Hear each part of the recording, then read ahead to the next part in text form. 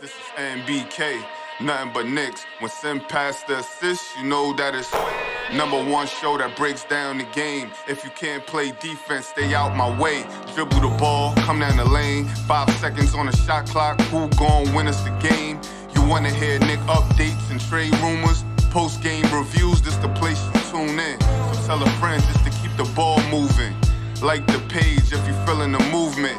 Every game we coming to win. Give us a sub like a player that came off the bench. This is NBK, nothing but Knicks.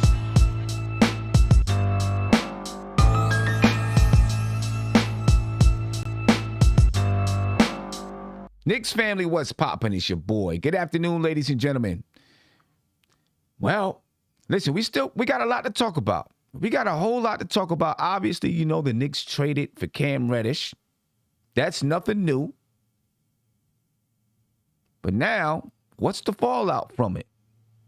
We got a lot to talk about, ladies and gentlemen. We're going to talk about Cam Reddish's salary. We're going to talk about the Knicks trade capital. We're going to talk about his fit with R.J. Barrett and the rest of the team. We'll talk a little bit about Solomon Hill. Obviously, you know, he's injured. He won't be coming back this season at all, but maybe his presence, just his presence, means something. A lot of things we're going to get into today. So let's go ahead and start breaking this down, ladies and gentlemen. I got Uncle Fulio in the building. We got Big Bubba in the building. A lot of things we're going to break down. Let's do it. Uncle Fulio, what's going on with you, my man? How you feeling today? Sam, salute. Bubba, salute. Good to be here as always. Obviously, the big news that we got Cam Reddish. I think it's going to be a good addition for this team. I think the front office did a great job of bringing him in for the price that we got him at. Now the question is how can he fit in this rotation? So I'm very excited for that. And after the show, I'll be on the road heading to Atlanta to watch the game. So I'm excited. All right. Unfortunately, he won't be playing against Atlanta, but, you know, we're going to have to wait a little while before we get a chance to see him. Big Bubba, we didn't get a chance to hear from you yesterday. I know, man. Look, hey, Sam, I'm gonna be mad, man. What's up, What's up, Jaws? What up, family? I was so mad something yesterday I couldn't talk, man.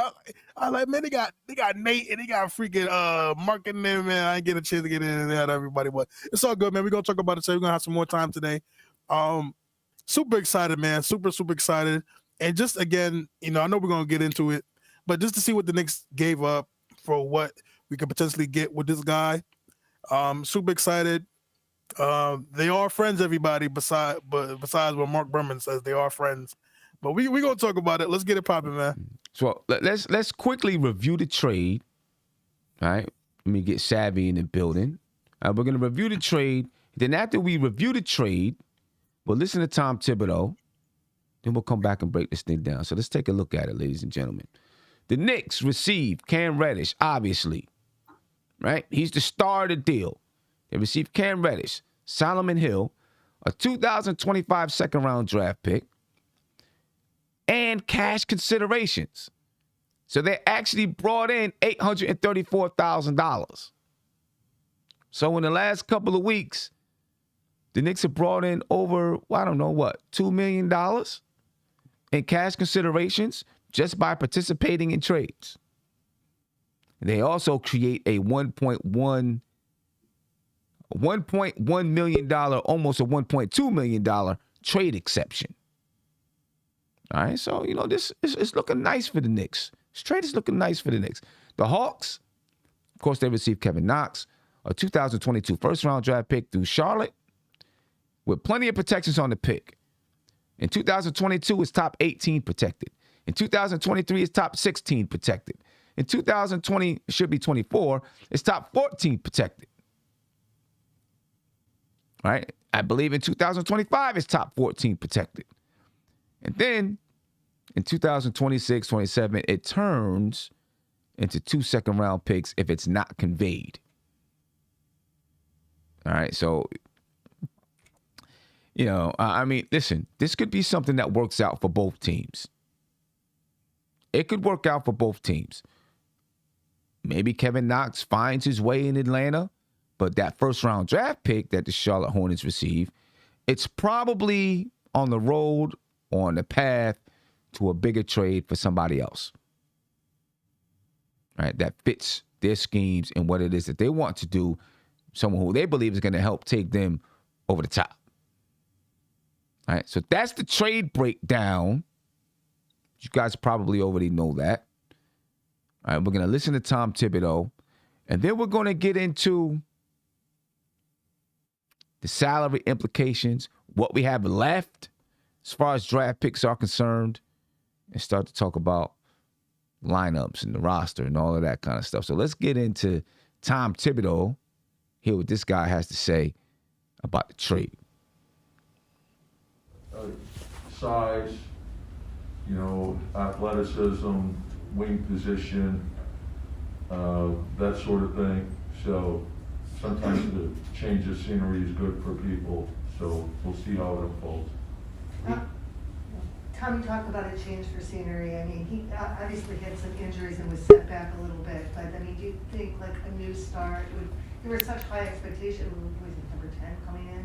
High expectations for him. Do you think this will be a good opportunity for him? Yeah, hopefully. I mean, that's what, I think all players and everyone's past is different.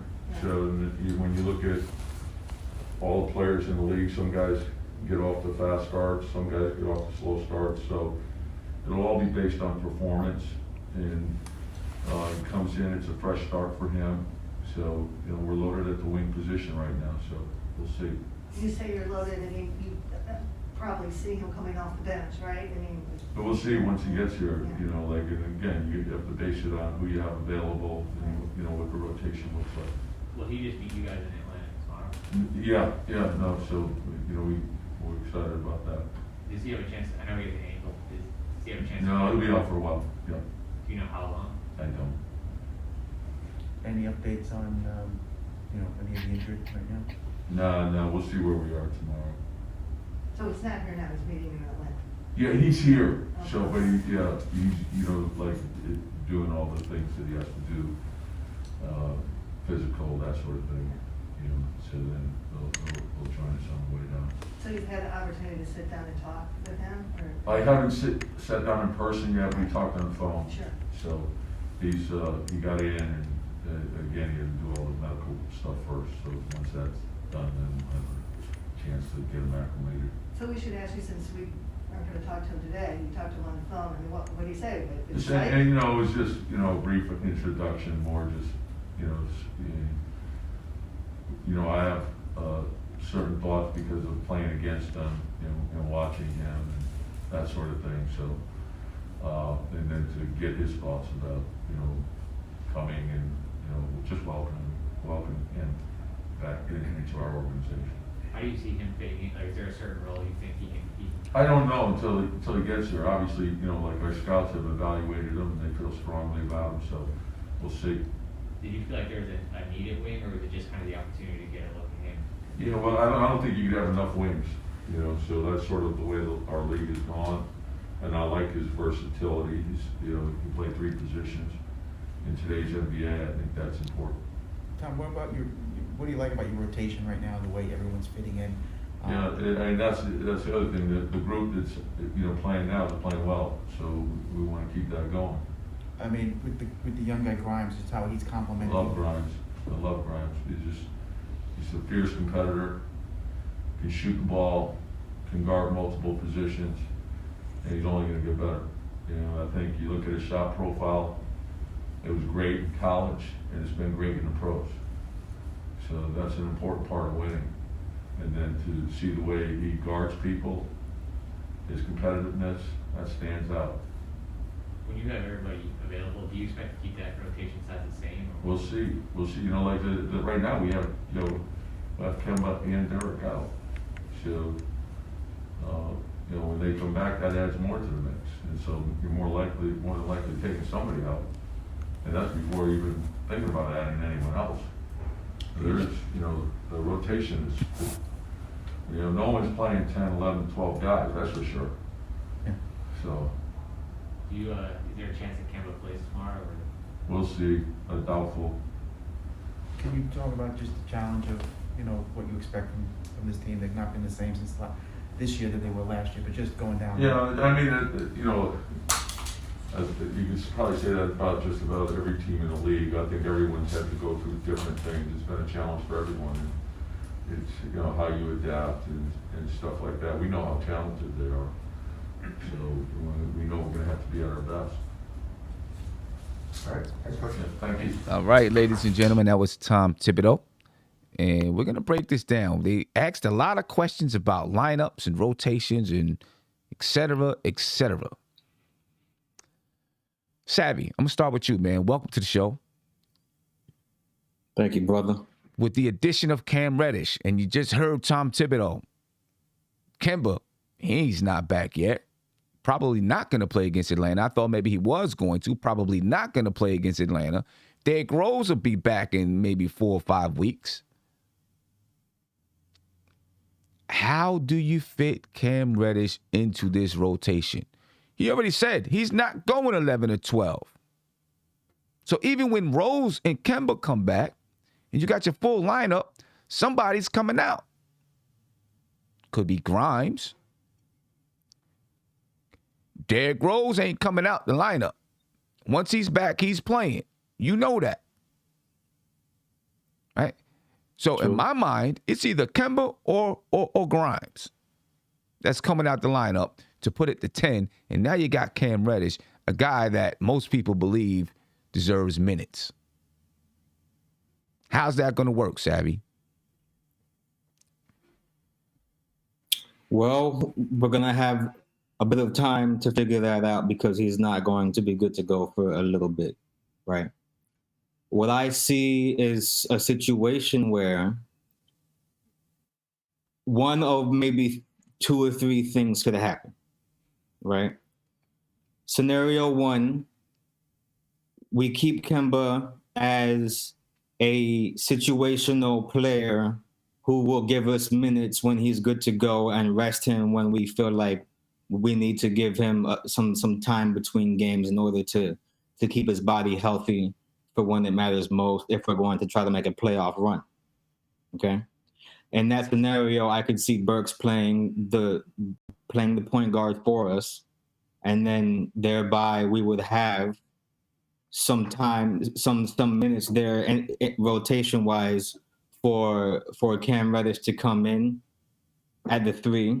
If we wanted to do a lineup where he plays the 3 and RJ plays the 2, right?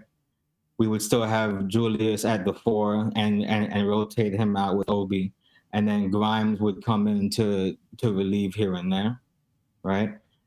I could see a situation where Grimes sort of takes a back seat from the get-go, right? And he has his minutes taken by Cam Reddish. Granted, this would be dependent on what we see in practice, right?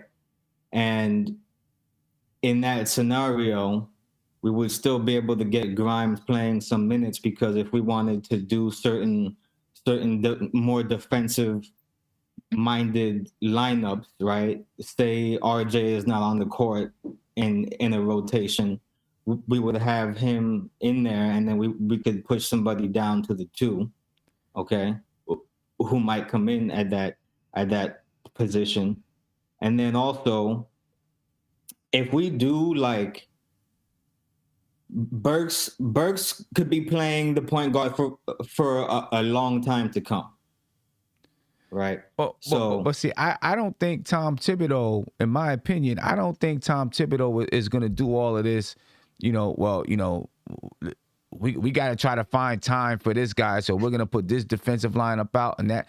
I don't think it's that. Tom Thibodeau is going to have his 10 guys that he feels provides most of what you need out there, and he's going to rock with them. You know what I mean? So, jumping around and trying to figure out, specialty lineups, I don't think he's doing that. I think he's finding his 10, think of it this and he's way, going right? to rock with them. If we put our second set out there, who is it right now? It's Emmanuel, right? Right. He'd be at the 1 because Kemba's not playing and Derrick's not playing, right? And Burks would be starting at the 1, okay? So it would be Emmanuel, it would be Grimes. At the 3, we'd have who? Probably Cam. We're talking right now. Right now. Right. You would be talking about Emmanuel Quickly, Quentin Grimes, Cam Reddish, Obi Toppin, Nerlens Noel. Right now. Yeah, you see, I don't. Right now. But Derrick Rose will be coming back. Someone's got to come out that second lineup. Kemba Walker's coming back. Burke's probably going back to the second lineup. Right? So it's going to create clutter because you're taking Kevin Knox, who was not playing at all, and now you're adding someone who you expect to be in a rotation. It's going to be a tough decision for Tom Thibodeau. Josh, where do you think Tom Thibodeau goes with it? So listen, it's to me, it's very simple, right? I know it may seem complicated, but I think it's very simple. I think Obi Toppin is going to be expendable here. I think because he's shown less minutes before, Thibodeau has been giving him less minutes before because of his lack of, defensive prowess or his lack of scoring ability. I think that's the reason why he's been out the lineup. Now you're adding a guy in Cam Reddish who can play some defense and can go get his own shot. I think it's Obi here, and I think for the second unit in the immediate future and moving forward, when Rose and Kemba comes back, I think you might see some Cam Reddish at the small ball four. I think you see that. I think Obi is the one that's going to be the odd man out. And then if you get both Kemba and Rose back, I think that's when your Grimes will go back to being situational. I think that's how it would be. I think Obi and Grimes are the immediate two that I'm looking at that are going to lose minutes here. Plain and simple. And, let me tell you, I hate to say it like this, but I'm going to say it. If it's Obi Toppin that comes out the lineup, and I think you're right. I think there's definitely a chance that he could come out of the lineup. If it's Obi that's coming out the lineup and he's no longer playing, you might as well move him. Oh yeah. Oh no question, Sam. I think that's probably what the plan is moving forward in the trade deadline. Like a lot of people are saying, what moves are the Knicks going to make next? Can Leon and Scott Perry be able to pull off another trade where we get some talent in here and give up someone who's, some minor, small piece that we have? I don't think it's going to be like that. I think you have to, if you want to go get better and get more talent, you have to sacrifice some of these players that are playing in this rotation.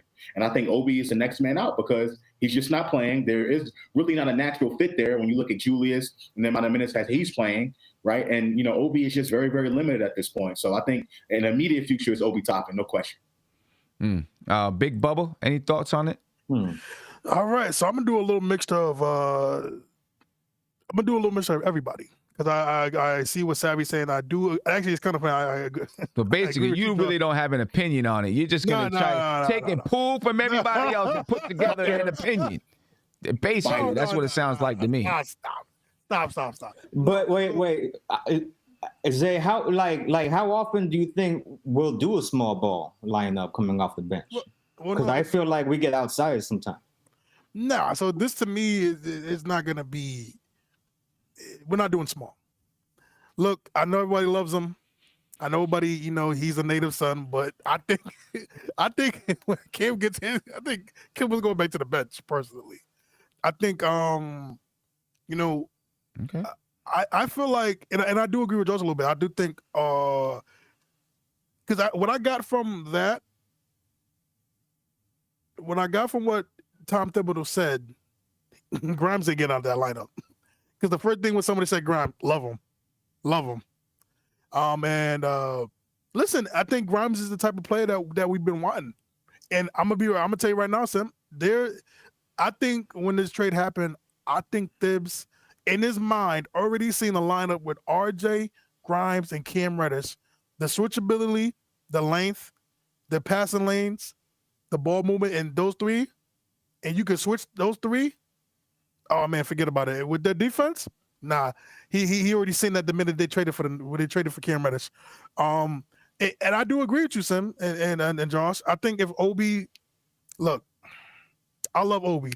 I think he's really a great kid. His energy, I think, is infectious on his team. His positivity. But if you have a chance to trade him because again, to me, Julius Randle's not going nowhere. Well, Julius Randle's not going nowhere yet. Let's put it like this: he's not going anywhere for Obi Toppin level players. Yes.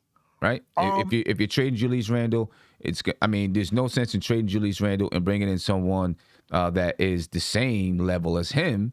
So you're probably going to try to find a way to bring in someone better, which you look at the trade market right now, it's not out there. Yeah, against him, I just think we're in this stage. We're just in this part of the league where you can't have enough wings again, right? You have Grimes, RJ, and Cam. Those guys are just, to me, they're good to great defensively. And with Thibs putting those three together, I think you're going to see a lineup of those three. And then just with Obi, man, it sucks because I really like the kid. I do. He's great. But it's just, if you can get something good for him now, Sim, if you can package that guy for like maybe a Miles Turner or maybe you get a Tyrese Halliburton or a Jalen Brunson, which we're going to talk about a little bit later, then you got to do it, because it's just Obi. I just can't see it, because who said they can see Cameron? Was that you, Josh? Seeing Cameron the 4? Yeah, small ball 4. Yeah. So again, right, I can see those kind of lineups where Cam runs the 4, RJ the 3, and you get those. And like I said, you got Grimes. But let me ask you this: if you have those type of lineups, if you want to get bigger, are you now using Taj? Are you coming back, or are you coming back with Randall? Well, if you want to get bigger, pause. You can just you could just do Mitch. You could do Mitch and Randall, Mitch and Taj, Mitch and Randall, and you can. It sucks to say, but there are lineups you can do. I mean, obviously there's lineups. What I'm saying is, you may not always want your second unit to be in a small ball.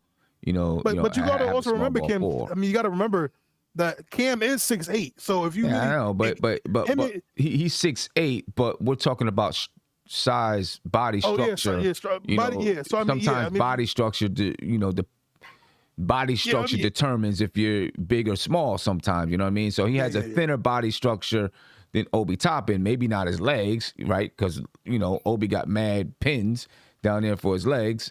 But, your body structure, your upper body, is a little bit of a different size.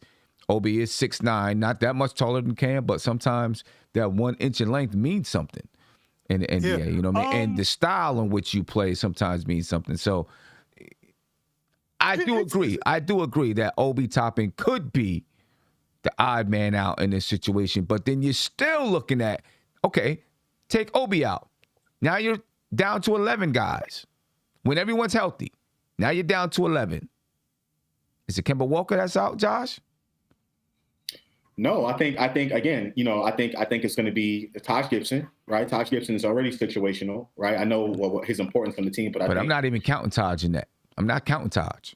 What I'm looking at, let's say, okay, I'm looking at this: Kemba, RJ, Fournier, Randall, Nerlens Noel, Emmanuel Quickly, Alec Burks, Derrick Rose, let's say Cam Reddish. And then, I put Nerlens Noel in the starting lineup. Mitchell Robinson in the starting lineup, and then Nerlens Noel. That's 10 without Taj being there. Grimes is the other person. He was already situational when the season started. I think he's going to be right. But I don't know. But I think he's won Thibs over a little bit. He may not. He might have won Thibs over some. Yeah, I'm not gonna lie to you. I do think the way he's been playing, it's not even offensively, right? You watching you're watching Grimes play, and you just see what he does defensively. You see that he's fighting over screens. You see that he's beating the rotation. You see he's doing all the things that we want a typical Thibs player to play. And again, right, we just heard him in the interview. The minute they said Grimes' name, first thing that came out of Tom Thibodeau's mouth, I love him. So I don't think I'm telling you, he's not going nowhere on that lineup. I'm telling you right now.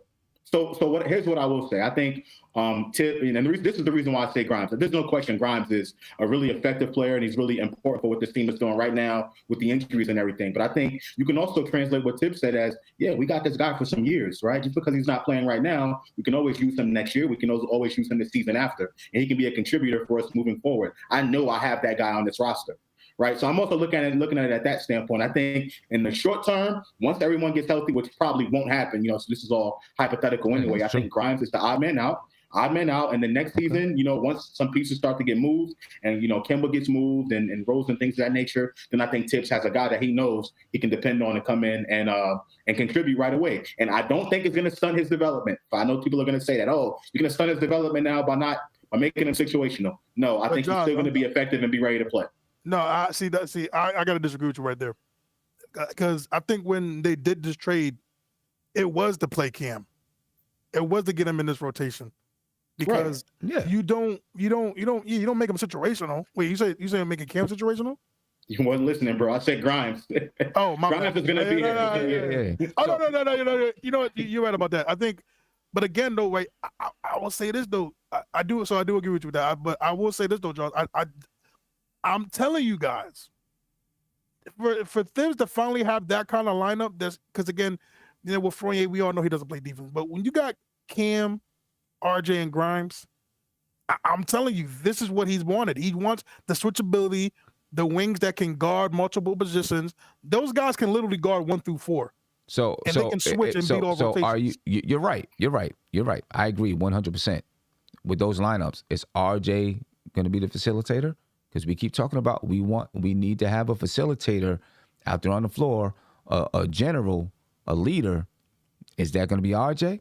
If you're having that lineup out there that you just mentioned, because then I'm assuming you're having Julius Randle and Mitchell Robinson. And like we've been saying, we want Julius to come off the ball and have somebody else on the ball, right?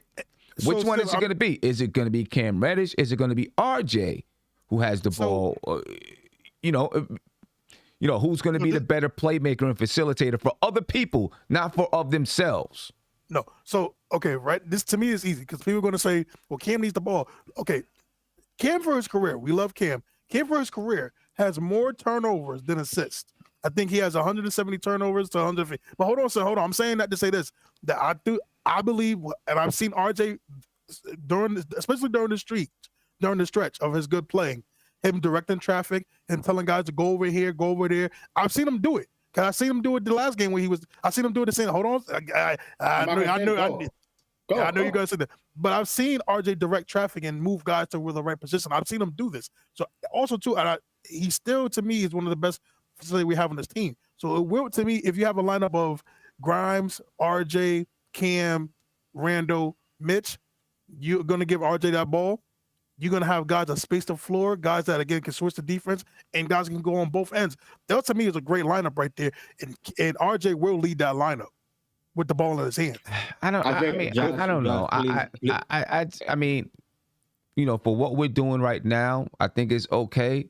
To me, that's not a long-term solution. Neither Julius Randle or RJ Barrett being a facilitator, to me, is the long-term solution. No, it's not. No, it's not a long. No. That's not a long-term solution, Sim, but that's to me a good lineup for like if you don't want to sub nobody else for offense and defense. I'm saying that, but I mean at the end of the day, we still need a point guard to get everything fully efficient. But I'm saying for those lineups where we got two-way players, I think that's probably would be our best lineup. If I may interject for a moment, I would like to just throw something in here. I think we're taking durability for granted right now. We have two guys at the one who could be starting for our team right now on a consistent basis in Kemba Walker and Derrick Rose, who both have limited capacity in what they can do for us because of their health, right?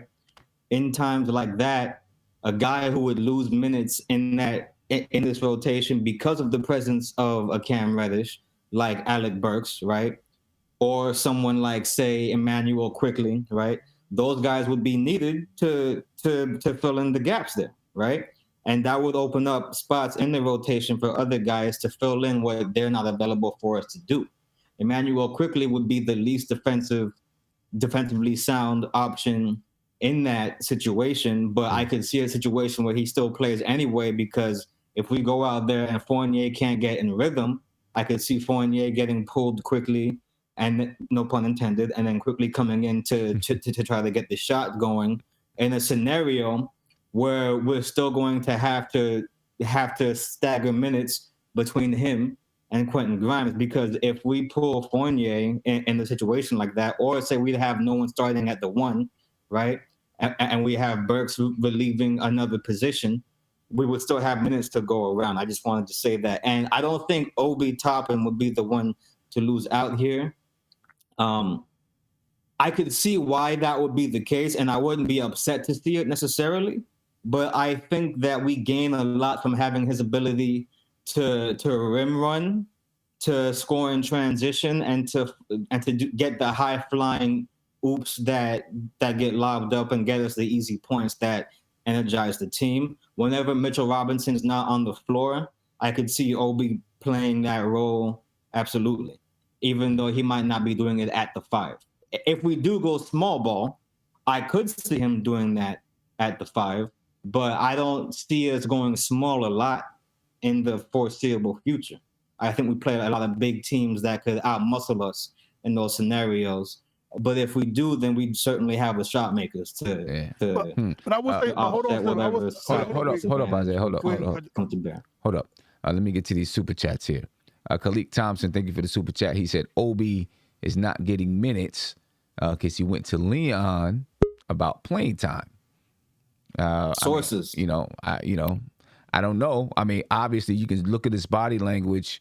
When he leaves the floor and he's going to the bench, he's not happy about coming off the floor. My man Chester said, Obi's too old for the timeline.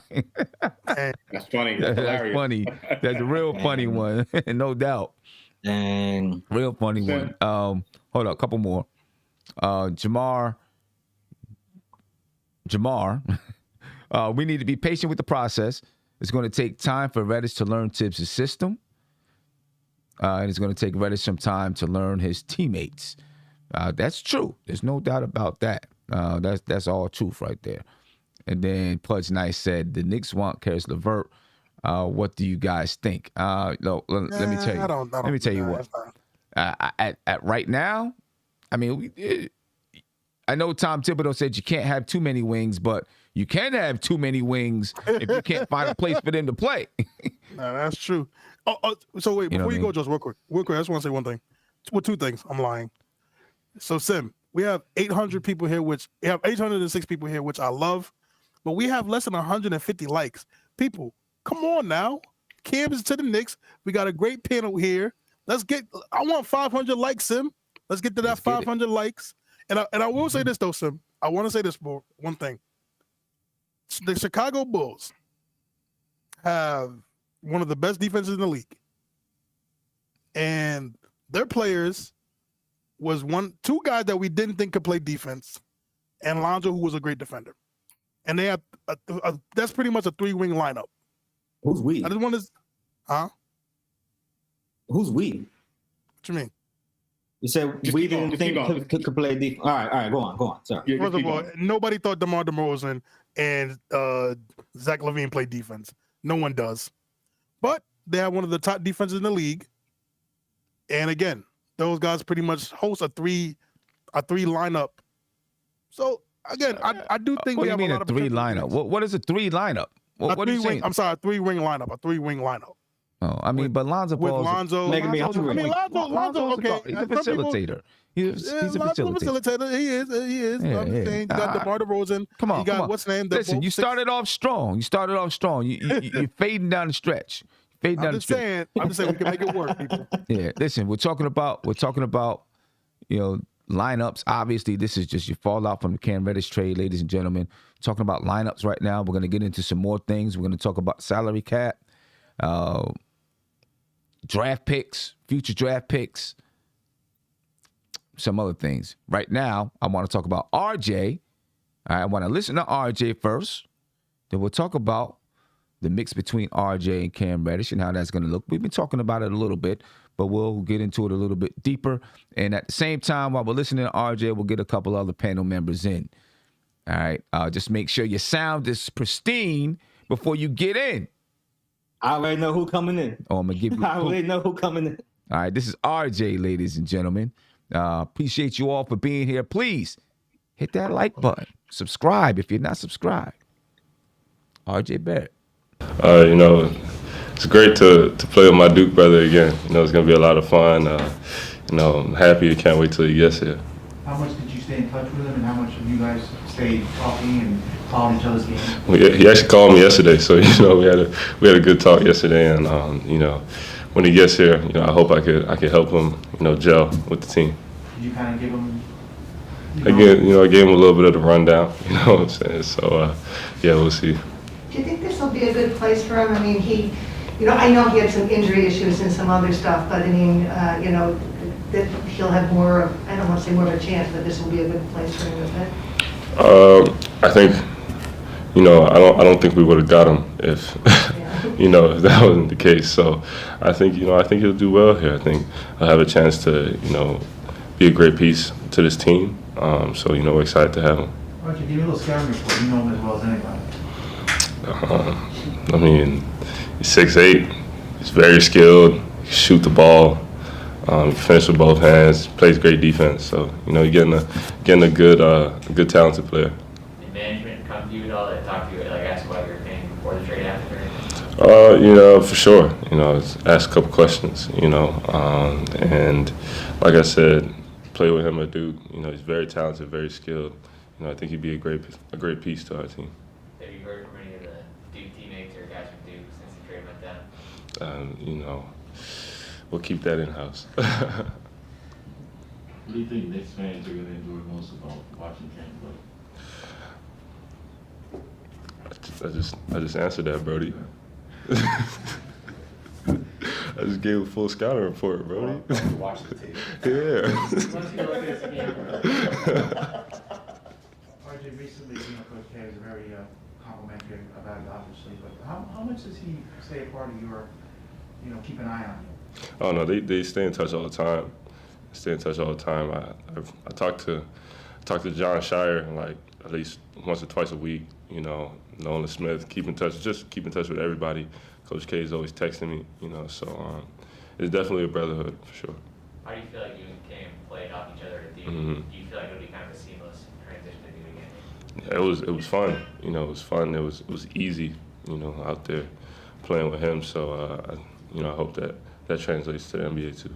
How much have you kept tabs on his game since you guys left Duke? I feel like I keep tabs on my teammates, just see how they're doing. I think just before he got hurt just now, he had a really good stretch. So yeah. I don't know if you've probably been asked this, but what do you attribute some of the success you've had lately to? What do you think is the biggest difference that you've been so consistent? Just being back, being healthy, and being able to consistently work, and just the way the team's going. I think we've all learned each other. We've learned each other's spots where everyone can be successful, and I just feel like we're learning how to play like that, and we're really moving the ball well right now. Also, when you get stops and you just get opportunities to run, it's a lot easier. You don't have to set up in the half-court offense every time. So. Yeah. When you talked to Cam yesterday, was he pretty excited about the opportunity? What do you think? What do you think? What, did you tell him about New York, or did you tell him about Coach Thibs, or, Yeah, I you're think, going to have to work on defense a lot? Or? I gave him the rundown, but, All right, ladies and gentlemen. Sounds like it shut off a little bit. They cut off the RJ. He was too happy, I guess. I don't know. But clearly RJ was happy about Cam Reddish on his way to the New York Knicks. Now, I'm going to start with Gmo. That's his man. That's his son. Yeah, his son, whatever you want to call it. Whatever you want to call it. This man got so many children, bro. Tell me about it. Talk to me, man. Hello. Cam Reddish and RJ Barrett. How's that going to look on the floor? Well, look, it's hard to dictate or take from what they did at Duke, because I think Cam Reddish was being misused at Duke, playing off the ball as a outside shooter. But the way I think they might run him, you'd have to probably go to how RJ was used with Wiggins during the summer with Team Canada, having an athletic wing who could run alongside him, who could play off the pick and roll as a shooter, and then Cam can also run the pick and roll, because Cam is actually a really good pick and roll scorer when he actually has a ball in his hand. So I think it's going to be beautiful, man. I just, they'll be probably used interchangeably. I'm not sure when the guard situation is going to be hashed out, but you already see Tom Thibodeau using RJ Barrett. Mm-hmm. You go back to that Dallas game a lot more in the pick and roll. So it's going to be a very, I think it should be when those two guys, and it's going to be a very fluid, interchangeable offense. One is going to be on the ball. I think the most important thing will be screens, right? Randall, Mitch, Nones, all those guys got to be committed to setting proper screens for those guys to create some space. But I think it's going to be a good combination. As long as Cam Reddish is in the right state of mind, because, he could be a little inconsistent at times. I think a lot of it had to do with the Atlanta situation. But as long as he's in tune with the game, I think it's going to be good. He's also a good transition player, too. So when we talk about all these steals and we talk about R.J. Barrett struggling in transition, he's going to have another option to either pass to, or he'd be the guy to kind of leak out on transition plays with Cam Reddish. So I think it's going to get, at the very least, offensively, I think they're a good match. I like them. But let's talk about that Atlanta situation, right? Because one, playing with Trae Young, he couldn't have the ball in his hands. The ball is going to be in Trae Young's hand. He's just a more gifted passer. More gifted in a lot of ways on a basketball court, but definitely a more gifted passer. Cam Reddish is a guy that wants to have the ball in his hands. He was kind of relegated to being, I don't want to say a spot-up shooter, but, playing out on the wing, waiting for that ball to get kicked out to him. When Trae Young wasn't there, he played much better because he could have the ball in his hands more. If we're talking about RJ, at this point right now, kind of manning that facilitation role because Tom Thibodeau trusts him, isn't he in the same kind of situation? No, because Trae Young is the end-all, be-all to that offense. True. Right? Everything revolves around Trae Young, right? And I think that is not in just Cam. You heard when they had Lloyd Pierce, there were other guys kind of complain about the same thing, right? And they went on a losing streak right before McMillan got hired, and you heard it every day on ESPN or whatever, or at least online. You heard complaints about Trae Young doesn't pass, or teammates complaining about Trae Young not passing and stuff. And I think the thing with Cam was that the reason why he didn't really like that situation was, one, because Lloyd Pierce was an absolute jerk. And two, there was really no carve-out role for him. Because even if you look at the other wings on that team, like Bogdan and Kevin Huerter, despite the fact that Trae Young had the ball in his hands a lot, they all had a carved-out role for themselves, right? When Trae Young wasn't in, you saw Bogdan and Kevin Huerter running the pick and roll as well, too. I think with Cam, it was kind of it was a limit. It's all right, we have so many damn wings. What the hell do you do with Cam Reddish?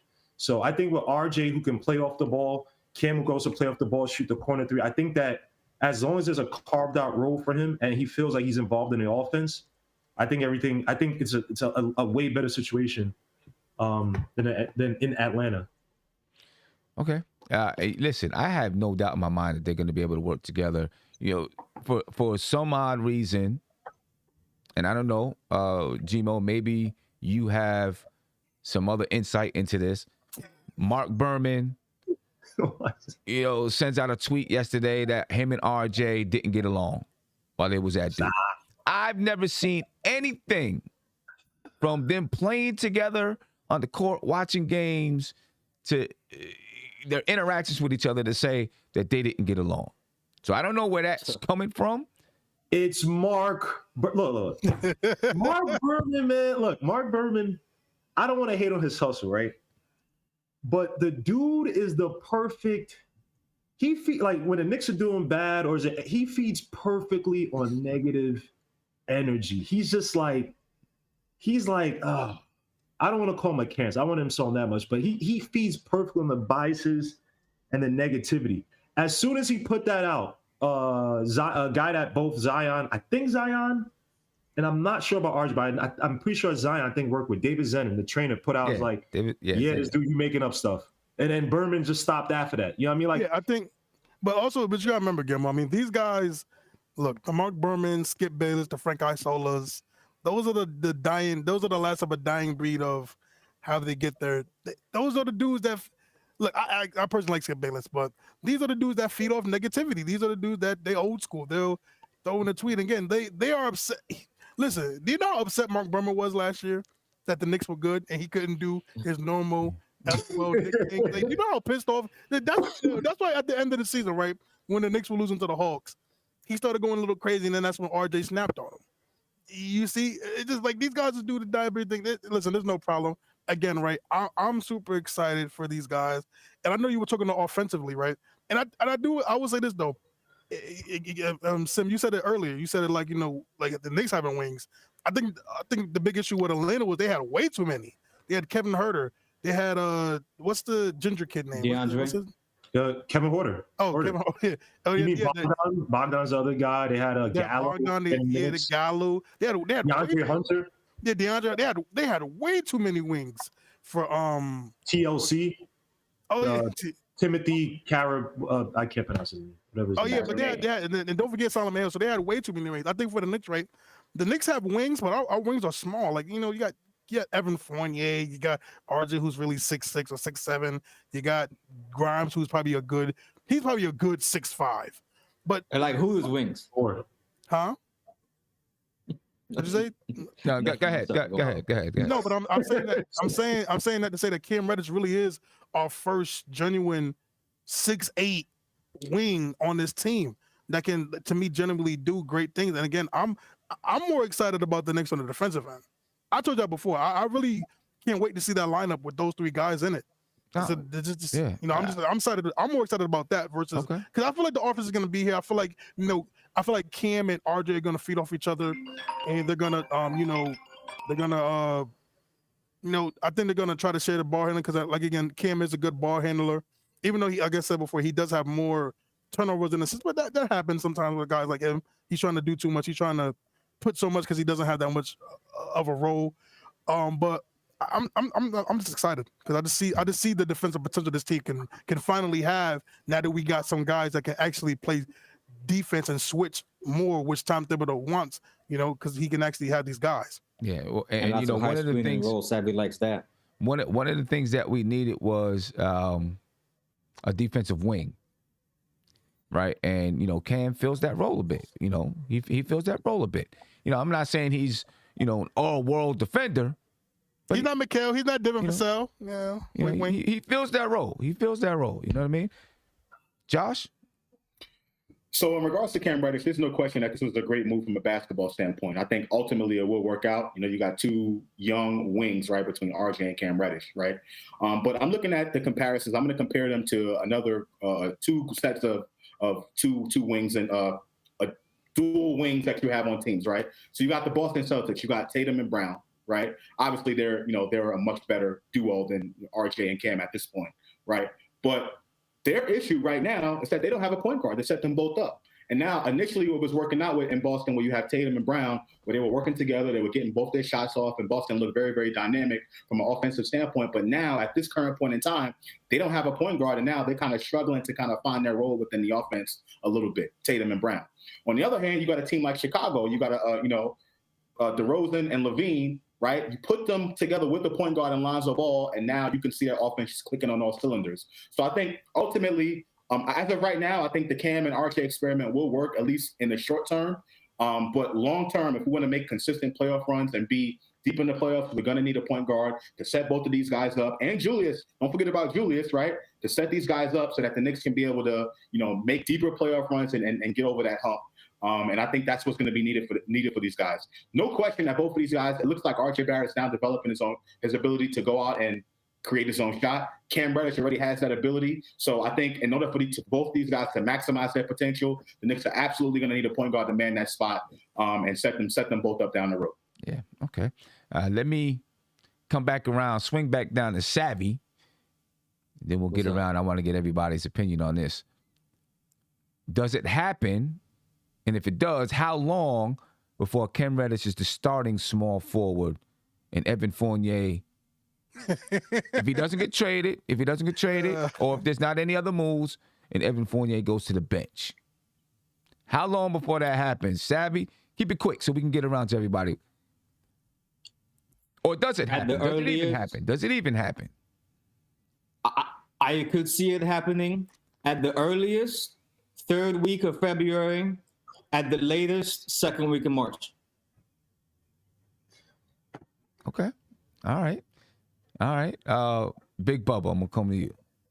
Hey, does it happen? I'm going to make it quick. We got 1,000 people, Sim. I just want to say this. We got 1,000 people. We don't even have 500 likes. Come on, put them likes up. But I will say this. I'm going to make it quick. It ain't going to happen. I want it to happen. It ain't going to happen. Why not? Why not? Tell me why. I got $18 million reason why it ain't gonna happen. You're probably right. You're probably right. I mean, at the end of the day, look, I know it's basketball, but there are politics. And until we can get out of his contract, which most likely won't be until next year when he only has a player option, a team option after next year, Fournier is going to be on this team, which it ultimately sucks, but it's all good.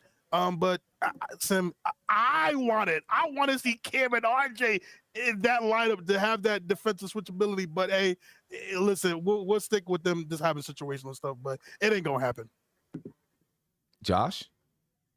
So to correct Isaiah, it's actually 2 years, then a team option for Evan Fournier. Not No. I thought it was no.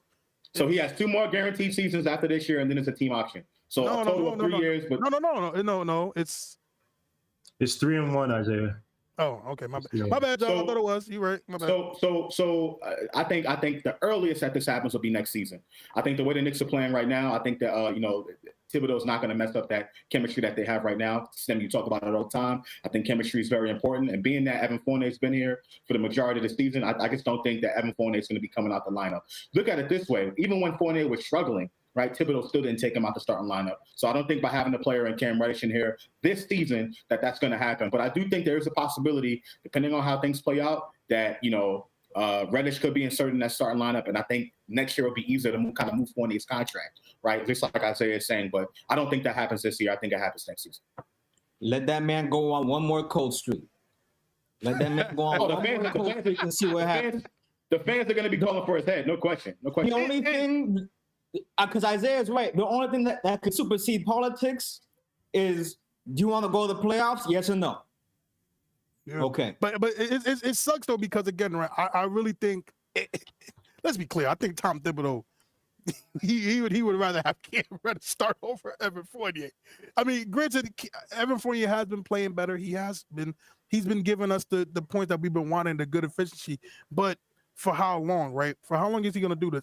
I really think if Cam gets a chance, and he put him in that starting lineup again, if you look at his numbers when he starts on Atlanta Hawks. Granted, the numbers might be diluted because he had big scoring games when he started, but he has averaged 18 points on great efficiency when he started. Isaiah, I'll just say this: I'm not disputing your numbers at all. Cam Reddish, I think, potentially is going to be a better player than Evan Fournier.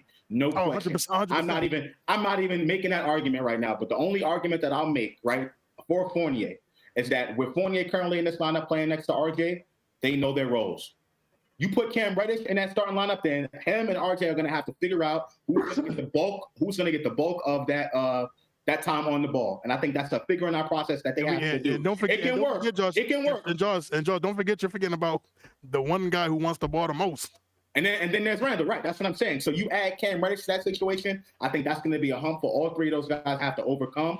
Ultimately, I believe they could, right? But without a point guard, I just feel like right now the roles are very established right now, and that's why for right now I don't think it's going to happen this season. I'm more predicting next season that it can potentially happen, not now. I do agree with you. I think next season, Cam, if everything goes right how we want it to be, I think next year to me won't be even a question. Cam will be starting next year. Okay. Gmo, your thoughts? So it's mixed, man. Because I agree with almost all sides. It's like if Cam Reddish, if we go through that, if we come out of that January 23rd stretch, right, or post stretch, right, and we look putrid with the starting lineup, and we get out to slow starts, right, and say Cam, because he's allowed to have the ball a little more, come off the bench, comes in, and we have these close games. Tom Thibodeau, even though Tom Thibodeau did not bench Fournier to start the season, he wasn't playing in fourth quarters, right, because the guy was so damn putrid. So yeah. The thing is that Tom Thibodeau, he's a coach. Like, he don't really care about contracts and stuff. He was kind of forced to play Fournier. Obviously, Fournier had in the fourth quarter, he had that Celtics game, so kind of redeeming. He went 5 for 9 last game, so it's like, whatever. So on one side, people might be asking for Cam Reddish to come in and start because we have to get out to better starts. Now, the thing is weird because, like, do you just keep him on the bench and have him play 30, 35 minutes, especially if he's winning games for us, come off the bench? We're playing these tough teams after that January 23rd date, or do you but you bring him in to start to get out to fast starts? I mean, it all depends. Is there a situation where, say, Fournier comes off the bench and he runs better with, say, Derrick Rose, presumably he comes back healthy, and all Fournier has to do is just stay out on the perimeter and just hit shots, and he doesn't maybe have to do as much off the bench? I don't know. It's tough. See, but I think comfortably you could say he starts next season when they kind of move some contracts around, but Tom Thibodeau, he's going to go with what works. If Cam Reddish shows more maturity, if he shows more maturity and he's also defending too, you know what I mean? And say you have off the bench or starting? Which one? Off the bench or if he starting? shows more maturity, come on the bench on defensive, and you still have to start Kemba, I think he might say, look, I need more defense in my starting lineup because you're playing Kemba, right? And there's so many damn ways you can go. I just feel like if he shows more maturity and Fournier stinks it up, I think Tom Thibodeau will change it, because if they're on a path to if they have, say, a 500 record in that bad stretch after January 23rd, and we're still sniffing around that 6th seed or something like we're near that 6th seed, Tom Thibodeau's gonna make whatever change he needs to make to win. I don't think he cares about the contracts. Who cares about Evan Fournier making money? I don't think he cares about that either. I don't think he cares about the contract. I'm saying he's just getting pressure from the front office, but the front office seeing it like, yo, it's working. We get back to what we had last season and say we could possibly get past the first round this year.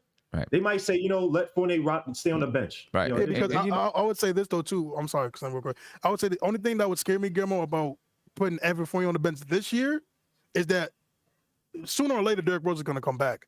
Now, do you really want to have a lineup of in the second unit of Quick, D Rose, and Fournier? I personally don't, because that means pretty much either Fournier, there's going to be Obi and Noels. You're going to be making Noels really earn that $10 million if you have that second unit like that. It'd be great offensively. But why is that bad though? You have two guys who can play on the outside. Derrick Rose literally just use the pick and roll, penetrate to the basket, kick out. That's perfect for both those guys. I think he's talking defensively. Evan I'm not talking about offensively.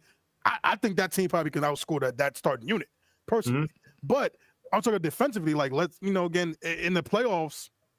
I don't know. Let me talk about the playoffs. Defensively off the bench, IQ is still a good defender at the guard position. But I'm saying, but again, I'm saying though that I wouldn't worry about Quickly. Quickly, I think has been underratedly good defensively this year. He's been underratedly good.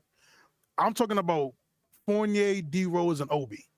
Even though Obi's been playing better too, I'm scared if we have a unit with those guys and just have defensively, it's going to be a drop. It would be a drop, in my opinion. Maybe I could be wrong, but in my opinion, I think that would be bad because D Rose just don't play defense, which we don't ask him to play defense. That's not what he's supposed to do. But Evan Fournier, those guys, I don't want that backcourt of them. That's true, but if they're obviously rotations mix and match during the game, but if they're coming in, say ideally they're coming in playing against other team second units to start out, they're playing against weaker players as well too, right? So it's probably, if you talk about the players and stuff, it's going to be a matchup. It's going to be based on matchups anyway, right? But Fournier and Rose, if I'd rather have that combination and give me the scoring off the bench and then force the other team to bring back their starters in, because that's what Derrick Rose has done excellently when he's been healthy, right? Kind of force other teams to bring their starters back a little bit earlier, then we mix and match stuff like that. I take that versus if we have to say we have to play Kemba, because the Kemba and Fournier matchup, it puts so much damn pressure on everybody else. Right now, obviously Cam Reddish, the whole him star, I mess up all the way, but Fournier just bugs me out defensively. He just shows me nothing, right? So I hate coming out to slow starts with this team. So I would think we've been better lately. I would think about trying to start him out, coming off the bench if we're saying the playoffs or whatever match. I'm good for when they come off the bench. Yeah. Okay. I think Tom Thibodeau might be too. If Cam Reddish comes off the bench and performs well. And on top of that, RJ Barrett in the starting lineup continues to take that leap, and the offense is now firing on all cylinders. The starters, that is. There's no way Cam Reddish starts. I think he stays on the bench this season because that's something that's working. There's no reason to change it up at that point, especially if RJ Barrett continues to ascend in the starting unit. And listen, hold up, big one. Hold up. Tom Thibodeau is all about lineups. No matter who's starting, who's coming off the bench, if the lineups work, he's going to play those lineups. And then, of course, in the fourth quarter, he's going to play who he thinks is playing the best. You know what I mean? That's the way it's been. Some people like it, don't like it. That's what he's been doing. I think he'll continue to do that. He's got some decisions to make. There's no doubt about it. It'd be nice for them to have an extra, if they could, I don't know how long Cam Reddish is going to be before he can even play, but he's going to need a couple of days of practice to try to figure out exactly, how this is going to look and what it's going to do. He knew about D Rose, so when they traded for D Rose, he got off the plane, went to Miami, played 25 minutes. I don't know if it's going to be the same with Cam Reddish, but let me get to some super chats here. Then I want to take a look at salaries, all right, or the Knicks salary cap situation right now. I want to take a look at that. So let's start with this one right here. RD Knicks, thank you for the super chat. He said, do you think this trade makes it easier for the front office to trade Obi? Without a doubt. Without a doubt. Cam Reddish is 6'8", 218 pounds. Obi Toppin is 6'9", 220 pounds. You know what I'm saying? Basically the same size. Obi's got a little bit, he's a little bit stronger up top. But yeah, it does. It does. And, it does. That's all I can say. Obi made it easier to trade Obi, man. That's Obi true. Got this, and you saw he got exposed, man. I'm true. sorry. Look, he has a long way to go. If you could flip him for somebody else, for a guard, even a De'Aaron Fox, whatever, man, you make that trade. No offense to you, Obi, but it does. Andrew Nash, thank you for the super chat. He said, got to show love for the extra Cam Reddish coverage. I'm hype about Cam and the Knicks overall at this point. The future is bright. Let's go Knicks. Yes, it is. And we're going to take a look at, their salary cap and their draft situation, because it is. And when you look at the draft situation, you know that there's going to be more stuff coming. It has to, because you can't do nothing with all these players that the Knicks could potentially get. Quick? Because, Sim, right, we did so many draft videos before this, right? We went, I think, so far since you've been on the Knicks, we've done about 3 or 4 drafts, right? 3 or 4? Something like that. Yeah. So, I mean, look, right, we talked about it so many times, right? Me, you, Guillermo, all of us here talked about getting us a wing. We always, I feel like these last couple of drafts, especially since you've been on, we skip getting wings. Now that you have a wing, Sim, now that you got the wing, you, quote, got your power forward, Randall, you got your shooting guard, you got your centers. I mean, we have multiple draft picks. You got a guy in Obi. You maybe got a guy in quickly. I personally want to keep, some people don't, but there's something else going on. Well, I mean, let me get through this. Let me get through this because you just said, what everybody's saying. You just said, I don't know what you was getting at. No. Let me get through. Don't make me have to mute you, man. Don't make me have to mute you, man. All right, shout out to L. Paul. Shout out to L. Paul. I said, hopefully before the season ends, Thibs lets this happen quickly. RJ, Cam, Obi, Mitch. At least 2 or 3 games. We'll see. I mean, it could happen. It's not a doubt. We could see it. As long as, all of those guys are still here, we could see it. And the Vader's running wild in the league anyway, so. Jamar, thank you for the super chat again. He said people are saying Obi is gone. The Knicks trading for Reddish would help Obi. Both Reddish and RJ love the run. They also love to throw lobs and pass. Obi would truly benefit from that. The thing is this. Thibs just said it. We just listened to Tom Thibodeau said he's not playing 11 to 12 players. Two people are out the rotation. There's a good chance that it's Obi. That Obi is one of them. It's a good chance, man. So, yeah, I don't know. I mean, Tom Thibodeau's going to look at it to see what it looks like. There's no doubts about it. It's a tough situation for Obi. I want to take a quick look at our salary cap total since making this trade. All right. Not much different. Our active roster cap is $111 million. Dead money on the cap is $8 million. So you got Joakim Noah's $6 million and whatever. Jesus. And then this is the last year. This is the last year of that Joakim Noah money, man. We get him out of here, right?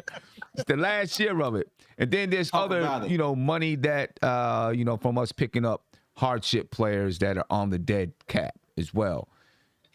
Our total cap of what we're paying this year is $119.7 million. The NBA soft cap is 112. So right now we have no money available per se. Like, we're negative $7 million. Now, we can sign, we need to sign veterans. we can sign veterans for the veterans minimum. You know, we can bring guys up out the G League and pay them their money and keep building that dead cap. You know what I mean? But, you know, right now, if we're going to make any moves, you already know you're not signing anybody. It's going to be through trade because, you know, we're negative $7 million in the salary cap. All right, which, you know, it's not bad. I mean, you know, we're probably one of the best in the league in that regard. Okay, looking at Cam Reddish's salary this season, 2021-2022, he makes $4.6 million. Next season, he makes $5.9 million. And then in 23-24, the Knicks would have to make a decision on whether or not they're going to extend a qualifying offer. His qualifying offer would be $8.1 million. Right? So obviously this is going to be based on his play. If he is playing really, really, really, like, you know, he's looking like he's going to be a star, then the Knicks may look to extend him and give him a bigger contract than that. If not, they may say, hey, we're going to extend the qualifying offer, and he'll have to decide whether or not he's going to pick it up. You know, so there's the potential for him to be a restricted free agent. If the Knicks extend that qualifying offer and he declines it, he'll be a restricted free agent. If he accepts it, then he'll play 1 year for $8.1 million, and then in the next season, he'll be a free agent. All right, so he's also extension eligible this season as well. This season is when he becomes extension eligible. Right, extension eligible. You know what I'm saying? Obviously, with the New York Knicks, they're going to want to look and see what he does before they, in my opinion, even think about it. Right? You know, how does he look with the team? How does everything fit? But this is his salary right now. You're not spending a lot of money on him. Hopefully, he overplays this salary. All right? The Knicks actually added to their salary cap because they also brought back Solomon Hill. They waived Ryan. I can't say his last name correctly, so I don't want to mispronounce it. They waived Ryan so that they could keep Solomon Hill on the books, I guess, because he has a hamstring injury. He's not going to be playing anytime soon. He's out for the season with torn hamstring, whatever it is. You know, I don't know, you know, what that's about. Maybe they like his locker room presence or something. Maybe he's expiring. He's expiring, right? I mean, so is Ryan. You know, man, if they would have signed him, it would have been expiring too. I mean, I guess maybe they just like his locker room presence. Why else would you keep him? Why would you keep him if he has a hamstring injury and he's not going to be able to play? They do say something that he's one of the better locker room guys throughout the league. He's one of the better ones. Yeah, that's what I'm thinking. He'll be this season's Theo Pinson.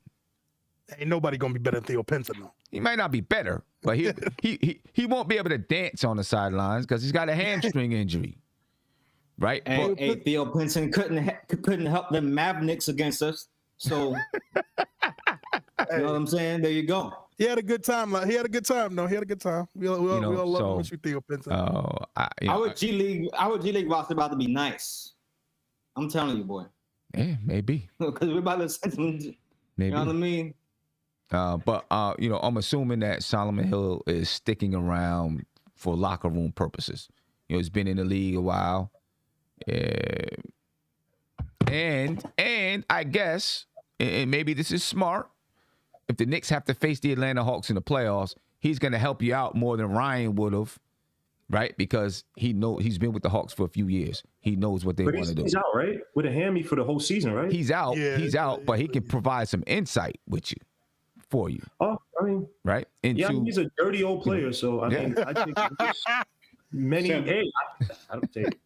Sam, I think Ryan or Archie Diacono, I think his money counts towards the dead cap, and Solomon Hill's money counts the actual cap. I think that's how that's supposed to work. And because it counts towards the actual cap, it comes off the books as opposed to the dead money. Well, see, remember though, with Ryan, you know, I know you pronounced it well, but you know, you're well traveled. You're well traveled. I'm not well traveled. But remember, the Knicks, they were going to give him a hardship contract. It was denied by the league because they had players come off of health and safety protocols, right? Then they signed him to another 10-day contract. I don't know if that goes to the dead cap or not. It might. It might. I mean, I'm assuming, I guess it does. It goes to the dead cap, and he's actually on, salary cap. So either way, keeping Solomon Hill around is probably better than having Ryan around. You know what I mean? Because, I'm just saying, Ryan. I'm not going to stutter. That sounds like a janitor. You know what I mean? Better. Solomon Hill, having him here is going to be better because he can at least provide you some insight into what Atlanta likes to do in the event that you meet in the playoffs. Sure. Now looking at the draft pick situation, the Knicks still have their 2022 draft pick, right? They also have their 2022 second round draft pick, and they still have a Charlotte second round draft pick that they've got through Boston. Yeah, how many times do we trade with the Hornets? I don't know, but we still got 2 second round picks. This year. And we have our own first round pick. 2023, we have our own first round pick. And then we have Dallas's pick that's protected 11 through 30. Hey, Sib, I got to call somebody else. Sib. Hold up. Let me finish, man. Let me finish. You can't interrupt me, man. Hey, okay. I'm going to mute myself. I'm going to shut up. All right. In 2023, we have our own second round pick. And then we have one from Detroit, OKC, and Miami. Now, there's a whole bunch of stuff that goes on with those 3 picks. The Detroit, OKC, and Miami is like, the lower pick of this goes to the Knicks, if this, if that. There's a whole bunch of stuff with those. I'm not going to go through all of that. Just know we got about 4 picks in 2023. 4 second-round picks in 2023. In 2024, we got our own pick. And then if we do not get Dallas's pick in 2023, we'll get Dallas's pick. And then second-round picks in 2024, we got our own. We got one from Detroit, Miami, and Utah. And then in 2025, we have our own first-round pick. And then we have Dallas's pick if we don't get it in 2024. Right? And then in 2025, we have our own pick. And we received the pick in this trade, a second-round pick in this trade, which is Brooklyn's 2025 second-round pick. And we're getting it from Atlanta. And then in 2026 through to 28, we have our own picks, first-round picks, and then second-round picks, 26 through 28. We have Minnesota's second-round pick in 2026. And then in 27, 28, we have our own second-round pick. So we got tons of picks to go around. We still have 3 draft picks this year. We're not using all 3. Look how many young players we got on the team now. There's no way whatsoever that we're drafting 3 players in this draft. Listen, I was thinking about the draft and okay, Kevin Knox is probably going to be gone, right? So, we draft a player. He'll be there for Kevin Knox. You got Jericho Sims on the team. You got Miles McBride. You got Quentin Grimes. I don't think any of those guys are going anywhere right now. I think they're going to be on the team. So where do we fit a draft pick? We have one player that's going to be a free agent next year now, Mitchell Robinson. Unless Mitchell Robinson's gone and that's where we bring that draft pick in, where else? What else are we going to do? We got to find a way to move these picks, in my opinion. Either at the trade deadline or before the draft starts. You got to find a way to move them, to get something from them. You can't just let them sit. G-Mo, any thoughts? Muted. You're muted, G-Mo. You're muted. Gimmo, you're muted, Gimmo. You can't hear us because he got that big hat over his ears. Come on. I'm hearing the raccoon skin. He get a couple scores for that one. Nah, but seriously, it's like if we're not getting top 3 in this draft, you could look to move that 2022 pick for a player. It's just not a strong draft.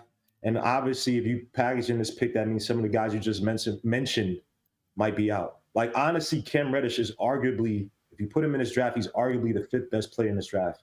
Maybe even the 3rd just on talent. Oh, 4th, excuse me, on talent. So I'm looking to package this pick. If it's not looking like you're going to get top 3, Jaden Ivey, Paolo, or Jabari Smith, that pick could go out. The Knicks, this is why I give credit to the Knicks. They found a way to weaponize that 2022 pick because this draft is just not it. Now, if they get a De'Aaron Fox, they could. Here's a team that I would consider big time to try to trade him this pick to, because they were looking to move up in the draft last season and they couldn't. I'll be looking at the Spurs and talking to them about DeJounte Murray. There's some way they could package, if they could package there, because I think a perfect person for their team would be a guy like Chet Holmgren. Big old skinny center who could defend, who could shoot the three, who could facilitate a little bit. He seems like a perfect Popovich type player. And speaking of guys like Greg Castillo, Greg Castillo is a Spurs fan, supports NBK and all the channels. He said that there are mixed feelings about DeJounte Murray. Like Popovich likes him, but the organization, not that they don't like him, but they're not as high as Popovich is on him. And Popovich is he's close to being out the door. So if they go in a different regime change anytime soon, they're inkling at that. Obviously, the female coach, the assistant coach just went over WNBA. She's left. Becky Hammond. Thank you. Sorry, I was going to say Rebecca Harlow last time. That's definitely not Rebecca Harlow. I don't know why I'm thinking. Yeah, but, I know why. I know why you're thinking about Rebecca. No. Keep that between them. Salute to Rebecca. Sim, you gonna get Wally on this dang show. All right, chill, I don't want no beef on Instagram. I don't want no beef with Rebecca or Wally. Congrats on the baby, all that good jazz. But I'm looking to really be aggressive this summer and get that point guard. And I think DeJounte Murray, because he's in a situation where you have a regime and a coach kind of like possibly going two different ways, I'd pounce on that and say, hey, we'll give you our first this season to get our point guard of the future. I was. You know what's funny, Guillermo? I was gonna call Guillermo out because remember at the draft party, Guillermo was drunk and just whoa. Okay, I won't say you were drunk. Hey, Guillermo, Sim, remember Guillermo was like, oh, why the Knicks? This front office don't want it. We traded all these picks. We could have got I still think that. What's your point? I still think that. Nah, because you was like, oh, we got this freaking because I remember you was like, we got this freaking 18 Charlotte pick. What we gonna do with this? I was just saying, Guillermo, my boy. Did you go through that whole spiel to talk about this one Charlotte pick? Yes, because you was screaming about it at the party. Great, because I was mad about them. I still think we could have picked better. We're not gonna get into that now. We can talk about that. Yeah. I know. I'm just messing with you. I'm messing with you, Guillermo. But no, I would say that just to piggyback what you said. So, Sam, I do agree with you, right? This year, and Guillermo, I agree with you. This year, this draft, like you said, if you're not in the top 5, top 3, if it's not Pablo, the kid from Duke, Chet, all these other kids, it's not really a big draft. I mean, granted, we could say that it ended up being 2022 with LaMelo on them, even still. But so, like you say, Sim, we have multiple picks. You finally got your wing that we've been screaming about since forever, since we needed one. This is the time to do it, Sim. You don't want to be like the Celtics, right? Because all these years, right, when the Celtics did that big trade for when they traded away Paul Pierce and Kevin Garnett, the treasure chest. Every year you heard this during the draft, the treasure chest of picks they have, and they end up doing nothing with it. So what you have now, Sim, you package 2022, you package a couple of those 2023 second round picks when you could draft high school players. Supposedly, we haven't heard any update on that. You could get these guys, and you got Obi Toppin. Go get you a point guard. Go get you a Jalen Brunson. Go get you a Devontae Murray. Go get you a Tyrese Halliburton. They have too many guards. They have way too many guards there. Or maybe if you want to get De'Aaron Fox, I personally want Tyrese Halliburton more than De'Aaron Fox personally. That's just me. But you have a chance to really do this. You can get a Jalen Brunson. Listen, I don't think that the Knicks. I don't think the Knicks are going to stand still. But we have to the trade deadline, and then we have until the draft to make something happen with these picks. 3 picks this year. I don't see where you bring one in unless, the guy you're bringing in, is a surefire rotation piece. You know what I mean? I don't see where you bring one in. So they've got to do something. You know what I mean? Let me get to a phone call here. Caller, you're live. Tell me your name and where you're from, please. RJ, Baltimore. What's going on, RJ? How you feeling, man? I'm good, baby. I'm good. Yeah, so talk to me about, right now we're talking about all these draft picks we got this year and going forward. What do you think the Knicks do with those picks? We got Cam Reddish. He's in the fold now. Before we got Cam Reddish, it looked like Kevin Knox was going to be out the door. I mean, he is out the door, but there was going to be a roster spot there. But you could add a pick or a draft D, but you can't now. Right. Listen, the team to trade with, I'm not a Wizard fan. In the chat, I'm not a Wizard fan. I'm a Mavs fan. Okay. But the team to trade with is the Wizards. For who? You can move a lot of pieces with the Wizards. So who you looking to get from the Wizards? Because right now our need is point guard. You got to trade Randall. For who? For a point guard from the Wizards? No. What I'm saying is, I was initially calling up to talk about trading Randall. Okay. You got to trade Randall. Okay. So what are you looking to get from him? Hold on. All right, RJ. We'll get you back, RJ. Sounds like RJ is a little too excited over Cam Reddish. I don't know. Go ahead, Josh. So yes, we do need to package those draft picks, but again, it can't just be draft picks. It has to be some of these young guys in this rotation. It has to be, because like we were saying from the outset, like whoever we bring back has to have a spot to play, right? And Thibs is not going to go over a 10-man rotation. So yeah, I mean, I'm glad we're talking about this whole draft pick situation, because there's a lot of people right out there in Knickland who think that the Knicks have had poor drafts, right? And that the front office is inept, which I think is easy after 2 off seasons, right? How can you judge a front office after 2 off seasons, right? Where they have proven that they have been able to draft well late in the draft, right? They got Grimes and McBride at spots where they were projected to go way higher, right? And they got those people late in the draft. But I will say this, it has to be a mix, right? It has to be a mix of picks and people in the rotation, because whoever you bring back, if you could trade picks away, right, you add another player to this roster, where is that player going to play? The Knicks are not going to lose really anybody that's a rotation piece except Mitchell Robinson and free agency, right? So let's say we bring back a player, we get rid of some of these picks that are, we're going to draft in the offseason, and we bring back a player. Where is that player going to play? If it's not a center, like literally, where do you fit that player who we bring in? So it has to be someone that's in the rotation. And one of these fan favorites, maybe Obi, Grimes, or whatever, might have to get moved. And if it's going to be someone who's better, I have absolutely no problem with that. And that goes for anybody on the roster. It's probably going to happen. Let me get to another call. Caller, you live. Tell me your name and where you're from, please. What's going on? Antoine from Harlem. Antoine, what's going on with you, man? Harlem. What's going on, boss man? Yeah, so tell me, how you feeling? What's on your mind? Man, right now, I think more or less the Knicks need to come up with a direction. I mean, either way, they have to make a trade. If either they want to get younger or they want to get older. It's going to be one or the other. So, I mean, either way, they got to make a trade. I mean, you can trade to get younger, and then let's say you move you move your older pieces. You move Rose, you move Fournier, you move all of them for more draft picks or, or a younger player. Or if you want to, go for it all, and yeah, you definitely going to have to pack all these. You definitely going to have to package all these picks. Mm-hmm. And honestly, it's going to have to be Obi. Obi's going to have to go with that. A lot of Knicks fans don't want to hear that, but I think Obi kind of showed his hand the last few games that he did play. He didn't look the greatest. So a lot of people still like that. So if you can move Obi, you can move Grimes, and maybe a couple of these picks, you can go, I would say, go over to pick your boy out the boy we should have got, the dude out in Sacramento. What's his name, Halliburton? Tyrese Halliburton. I definitely see if I can go get Halliburton and package some of these picks. This way you got a young point guard, you got a young wing, obviously in Cam, you got another young player in RJ, and hopefully if we get to the playoffs, Randall can step up. But you need a point guard, and obviously you can't play all these picks. You got like a billion picks.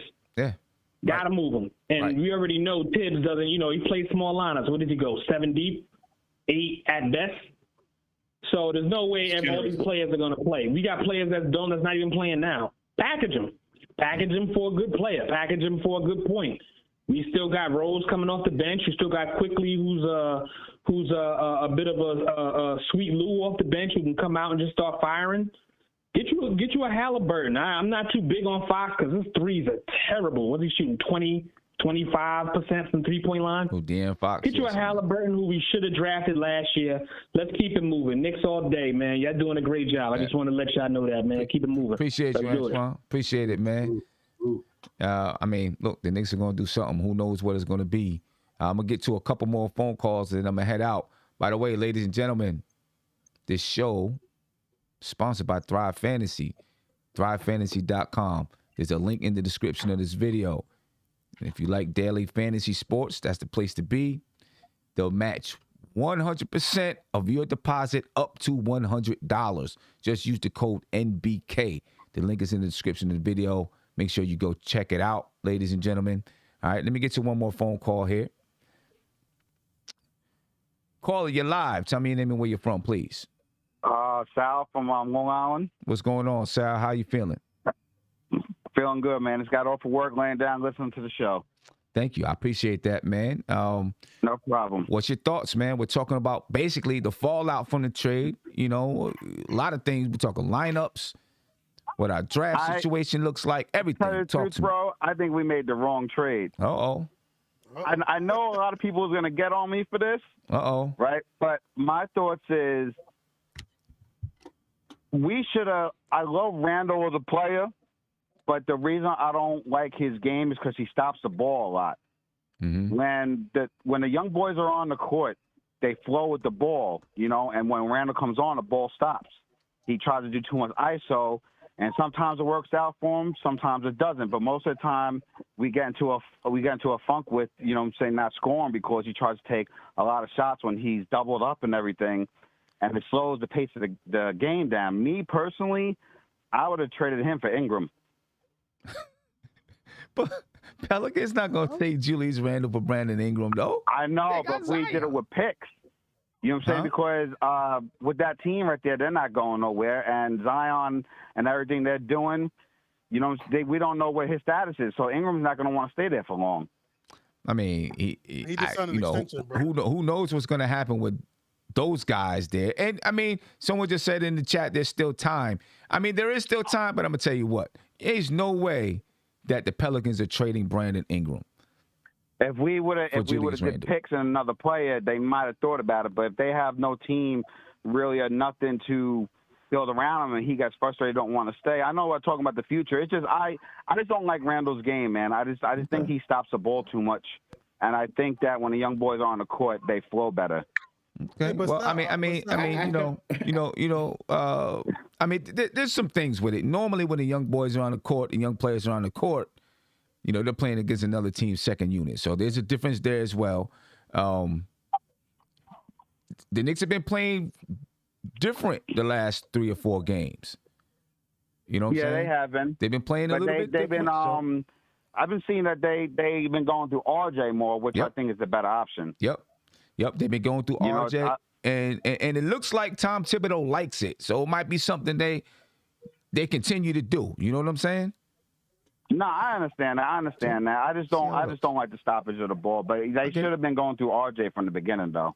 Yeah, I mean, you know, let's see how it works out.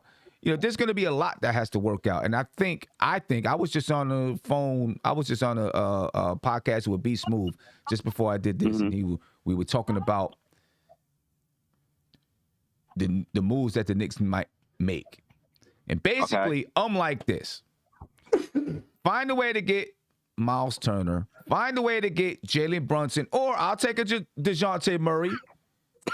Right. What do you think about? Now, those are all good options. What do you think about? Because, you know, they was talking about. I don't know if it's going to happen, but they was talking about getting rid of one of the Brown from the Celtics because they said that you know that team's really not working out the way it is and stuff like that. And they were saying one of them got to go. I don't know if it's going to happen or not. But that's what they was talking about on ESPN. Yeah, I mean, I think they both came out and said they like playing together. I think they're staying in Boston. But my thought is this. We get a point guard. DeJounte Murray, I'd love it. We do need.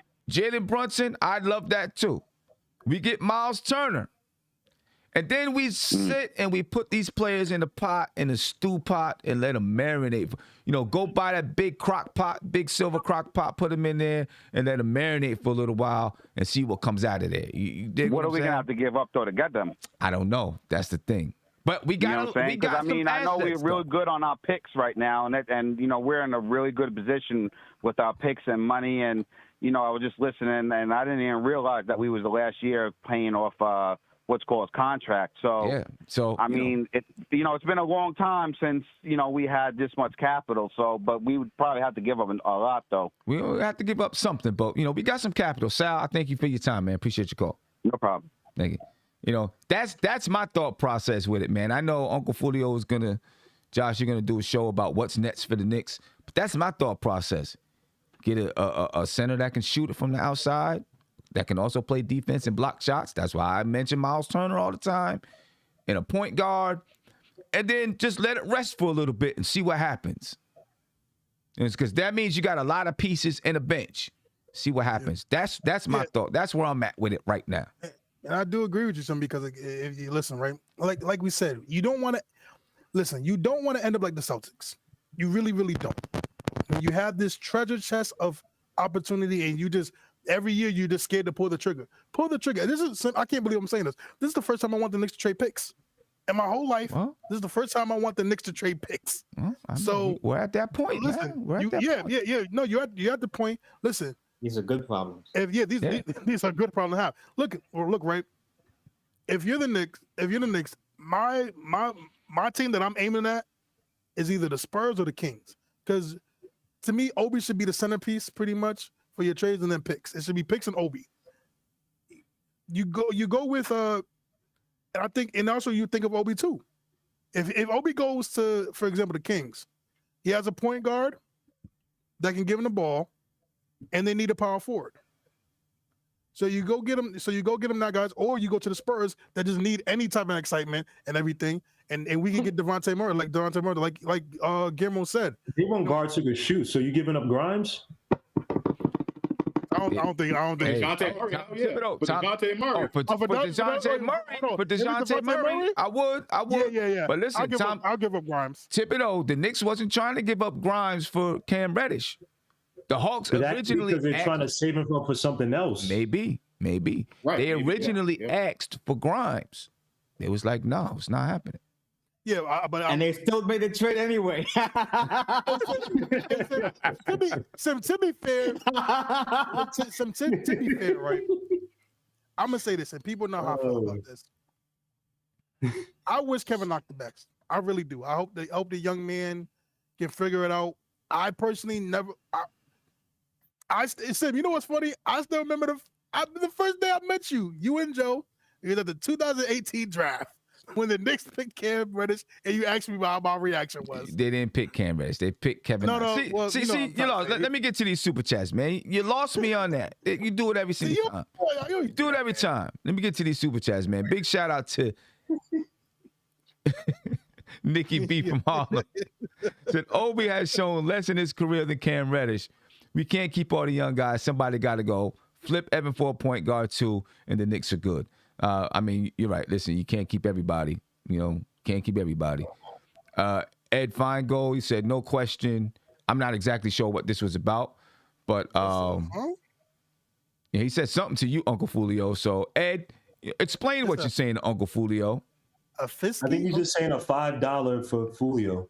Okay. That's what he's saying. BJ Samuel. Oh, okay. Maybe that's what he's saying. So. I don't know what you're doing. I don't know what you're doing, Josh, for some money, man. I don't know. BJ Samuel, thank you for the super chat. He said, what is the caller talking about? The ball's been moving good lately because the offense has been flowing through RJ. Then he said Fulio was good.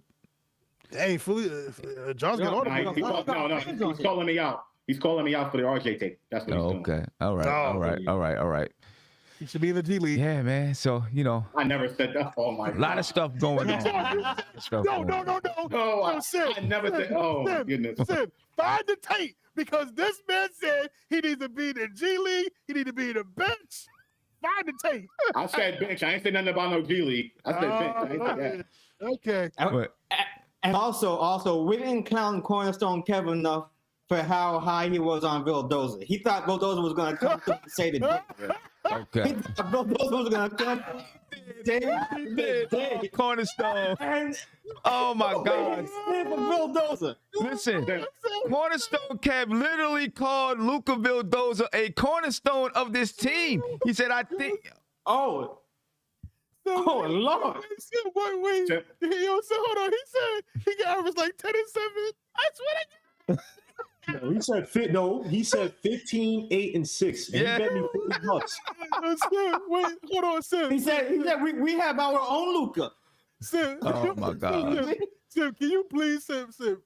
I promise, can you please, and I will help you do this. Can you please do a compilation of the worst takes on this show, please? This one year, please do it. Because it has been some crazy takes on this show. Please, Sim. No doubt. But listen.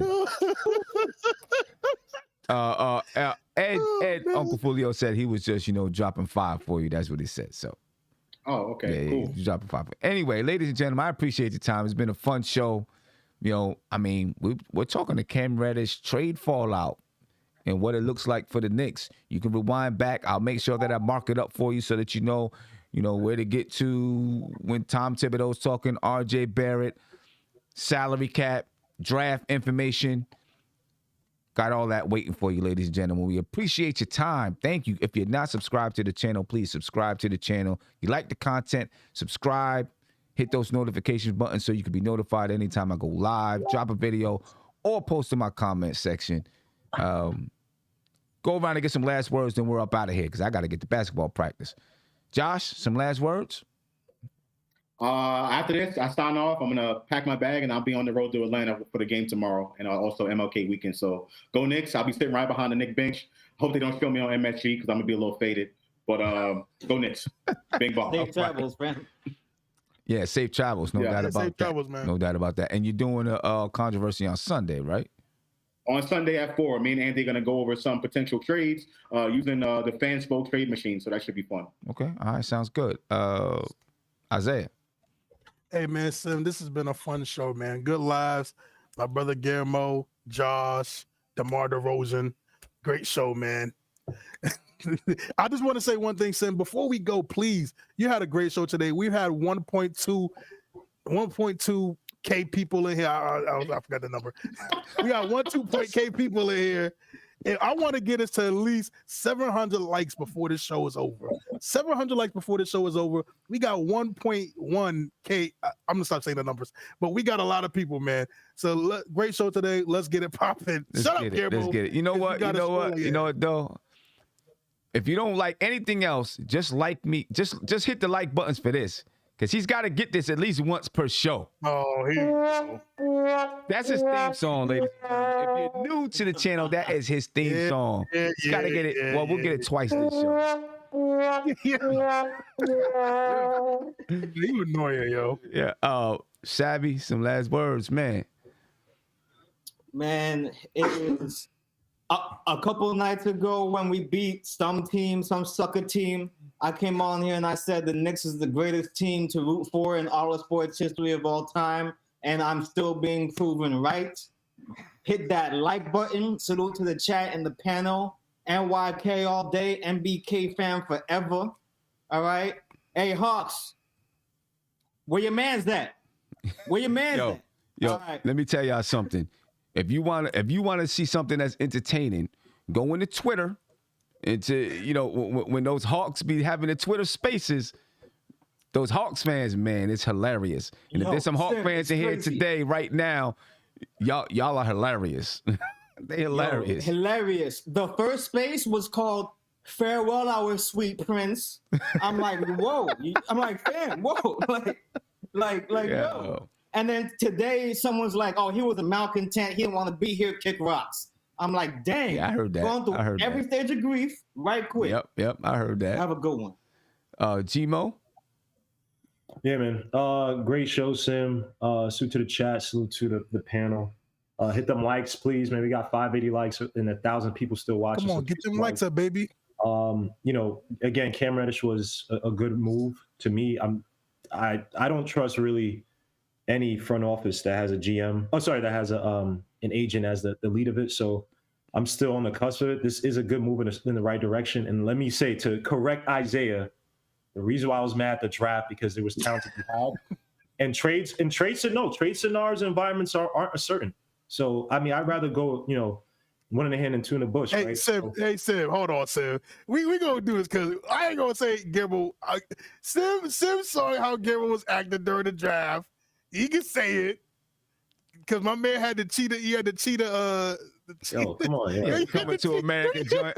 He coming to American joint. He was chilling though. But anyway, go ahead, G-Mo. Finish up. Just, when you look around, I'm not trying to pull Isaiah and go back in time, but it's like you look around the league and you were talking about trading for Halliburton, who you could have had. We're talking about trading for Bane, who you could have had. And I like IQ, and now we're talking about trading Obi, right? If those guys probably panned out as well as some of those draft picks that we could have had, maybe we're not in a scenario, right? Maybe we're in a different scenario. Maybe, we flip trade assets for other players. Maybe we don't need a wing because you draft a Kessler Edwards or something. That's where I come from. It's like you have a chance to build organically. You try to max out through there. And those are my qualms with this front office. I know that they're making trades, but again, trade environments are not a certain, right? Things change. And given the fact that no one has cap space this season outside of OKC or the Magic, one of the two bad teams. They're going to be a lot of signing trades between teams. So that's my thing. Look, the front office did a good thing, so I give him kudos on that. Hopefully Cam Reddish works out. I think he has all the measurables to work out. And, salute to RJ Barrett, man. RJ Barrett's been killing it. You know what I'm saying, man? No doubt. It was only me and a few other people in the trenches with RJ Barrett. You know what I'm saying? And he's changed their heads right now. Oh, man. I said tears for RJ Barrett. You know what I'm saying? Last season, people talk about, bench him, kill him, sacrifice him. I'm like, yo, y'all got to chill. So that's that Jones right has been losing sleep because and by the way, Sim, I was the same person. You came up here draft night 2 seasons ago. You and Evergreen talk about, Obi Toppin. And look what's happening now, huh? Hold on. Wait a minute. What's happening now, huh? No, Don't even do that. You can get the tape. You can get the tape. Wait a minute. Because G-Mo, you and I actually had a conversation about Tyrese Halliburton. And I said I thought Tyrese Halliburton. I was back and forth. Hey, hold on. I think Tyrese Halliburton is going to be a really, really good point guard, and I want Tyrese Halliburton. You think he's going to be a starter? No, don't do that, Sim. Oh, don't do that. I was back and forth, and I ended up being off of Halliburton. I'll give you that. Yeah. We also talked about Cole Anthony, and we both said, watch. Yeah, we both said Cole Anthony came to the Knicks, he would suck. And if he goes to any other team, he's going to kill. He'd be nasty. So we ripped That's exactly what he did. At least on one half, but I did say Denver Cell. He's not lining the world on fire, but he is solid. That's all I'm gonna say, man. But hey, Obi Toppin is not the pick. When's your next show, G-Mo? I'm actually doing one on Sunday at 8 to talk about Kim, talk about RJ Barrett, and talk about the past two games between the Dallas and the Hawks game. And then are you on Saturday? Saturday? Oh, Sunday. I mean, are you on Saturday though, doing the game? Oh yes. Saturday I'll be covering the Hawks game. Yeah. Make sure you check out Legion of Knicks, ladies and gentlemen. Matter of fact, if you type something in the chat, just click on Legion of Knicks. You'll be able to subscribe to his channel. Ladies and gentlemen, we are up out of here. We appreciate your time. And also, if you go into do me a favor. Follow me on Twitter if you can. All right? Yes. At Nothing But Knicks. Real simple. On Twitter, at Nothing But Knicks. Link in the description of this video, too. We're out of here, ladies and gentlemen. Be peaceful. This is NBK, Nothing But Knicks. When Sim passed the assist, you know that it's #1 show that breaks down the game. If you can't play defense, stay out my way. Dribble the ball, come down the lane. 5 seconds on the shot clock. Who gon' win us the game? You wanna hear Nick updates and trade rumors? Post-game reviews, this the place you tune in. So tell a friend just to keep the ball moving. Like the page if you feeling the movement. Every game we coming to win. Give us a sub like a player that came off the bench. This is NBK, Nothing But Knicks.